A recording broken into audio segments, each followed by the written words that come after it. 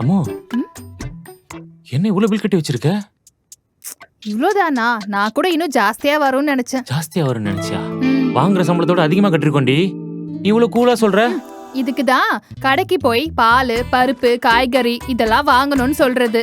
நீங்க வீட்லயே உட்காந்து உங்க ஆளுங்களோட விளம்பரத்தை மட்டும் பார்த்துட்டே இருந்தா வெளியில நடக்கிற விலைவாசிலாம் உங்களுக்கு எப்படி தெரியும்?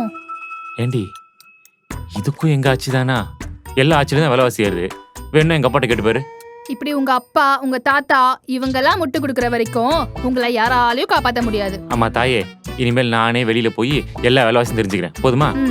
அதெல்லாம் நீங்க தெரிஞ்சுக்கோங்க. அதுக்கு முன்னாடி இத பாருங்க. நிக்காம வந்துகிட்டே இருக்கு. ஐயோ, என்னடி இவ்வளவு வந்திருக்கு?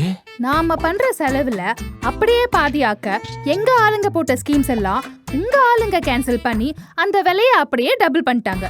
அதோட விளைவு தான் இது. இரு, என்னன்னு பாக்குறேன். அப்படி வாங்க வழிக்கு போங்க. இனியும் ஏமாறாதீங்க. இது மாற்றத்துக்கான நேரம்.